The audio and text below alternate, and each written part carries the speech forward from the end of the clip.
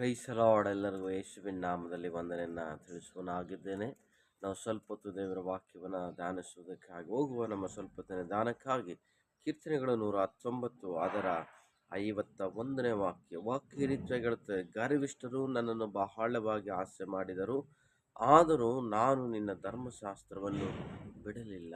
ಗರ್ವಿಷ್ಠರು ಬಹಳವಾಗಿ ನನ್ನನ್ನು ಆಸೆ ಮಾಡಿದರು. ಜನ ನಿನ್ನನ್ನು ನೋಡಿ, ಅಥವಾ ಈ ಪ್ರಪಂಚ ನಿನ್ನನ್ನು ನೋಡಿ, ನಿನ್ನ ಸ್ನೇಹಿತರು, ನಿನ್ನ ಬಂಧು ಮಿತ್ರರು, ನಿನಗೆ ತಿಳಿದಿರುವಂಥ ವ್ಯಕ್ತಿಗಳು ನಿನ್ನನ್ನು ನೋಡಿ ಆಸೆ ಮಾಡಿರ್ಬೋದು, ಅಥವಾ ನಿನ್ನ ಅವಮಾನಕ್ಕೆ ಗುರಿ ಮಾಡಿರ್ಬೋದು, ಅಥವಾ ನಿನ್ನನ್ನು ನಿಂದೆಗೆ ಗುರಿ ಮಾಡಿರ್ಬೋದು, ಅಥವಾ ನಿನ್ನ ಜೀವನವನ್ನು ಕೀಳಾಗಿ ನೋಡಿ ನಿನ್ನ ಮನಸ್ಸನ್ನು, ನಿನ್ನ ಜೀವನವನ್ನು ನೋಯಿಸಿರ್ಬೋದು.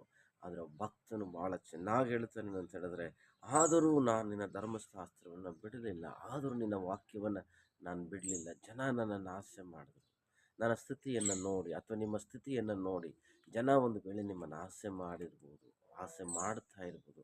ಆದರೆ ಈ ಪರಿಸ್ಥಿತಿಯಲ್ಲಿ ಸಹ ನೀನು ಧರ್ಮಶಾಸ್ತ್ರವನ್ನು, ದೇವರ ವಾಕ್ಯವನ್ನು, ಯೇಸು ಕ್ರಿಸ್ತನನ್ನು ಬಿಡದೆ ನಿನ್ನ ಜೀವನದಲ್ಲಿ, ಆತನನ್ನು ನಿನ್ನ ಹೃದಯದಲ್ಲಿ, ಆತನ ನಿನ್ನ ಮನಸ್ಸಲ್ಲಿ, ಆತನಿನ ಒಂದೊಂದು ಅಂಗಾಂಗಗಳಲ್ಲಿ ನೀನು ಸ್ವಾಗತಿಸಿಕೊಳ್ಳುವುದಾದರೆ, ಆತನು ಖಂಡಿತವಾಗಲೂ ನಿನ್ನನ್ನು, ನಿನ್ನ ಜೀವನವನ್ನು, ನಿನ್ನ ಕುಟುಂಬವನ್ನು ಆಶೀರ್ವದಿಸಿ ಉನ್ನತವಾಗಿ ನಿನ್ನನ್ನು ಕೈ ಹಿಡಿದು ನಡೆಸುವುದಕ್ಕೆ ಯೇಸು ಕ್ರಿಸ್ತನು ಶಕ್ತನಾಗಿದ್ದಾನೆ. ಎಷ್ಟೇ ಜನ ನಿನ್ನನ್ನು ಆಸೆ ಮಾಡಲಿ, ಎಷ್ಟೇ ಜನ ನಿನ್ನನ್ನು ಪರಿಹಾಸ್ಯ ಮಾಡಲಿ, ಎಷ್ಟೇ ನಿನ್ನ ಬಗ್ಗೆ ಜನ ಲೋಕ ಆಡಿಕೊಳ್ಳಿ, ನಿನ್ನ ಸ್ವಂತದವರು ನಿನ್ನನ್ನು ಆಡಿಕೊಳ್ಳಿ, ಆದರೆ ಯೇಸುವನ್ನು ನೀನು ನಿನ್ನ ಜೀವನದಲ್ಲಿ ಸಂಪೂರ್ಣವಾಗಿರುವಂಥ ಹೃದಯದಿಂದ, ಸಂಪೂರ್ಣವಾದ ಮನಸ್ಸಿನಿಂದ, ಸಂಪೂರ್ಣವಾದ ಬುದ್ಧಿಯಿಂದ ಆತನ ವಾಕ್ಯವನ್ನು ನಿನ್ನ ಜೀವನದಲ್ಲಿ, ನಿನ್ನ ಬಾಳಲ್ಲಿ ಹಿಡ್ಕೊಳ್ಳುವುದಾದರೆ, ಆತನನ್ನೇ ನಿನ್ನ ಹೃದಯದಲ್ಲಿ ನೀನು ಇಟ್ಟುಕೊಳ್ಳುವುದಾದರೆ, ಡೆಫಿನೆಟ್ಲಿ ಆಗಿ ಆತ ನಿನ್ನನ್ನು ಏನು ಮಾಡ್ತಾನೆ, ನಿನ್ನ ಸ್ಥಿತಿಗತಿಗಳನ್ನು, ಆಸೆಯನ್ನು ತೆಗೆದುಹಾಕಿ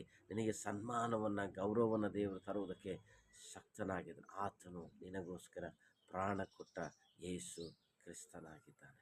ಆಮೆನ್.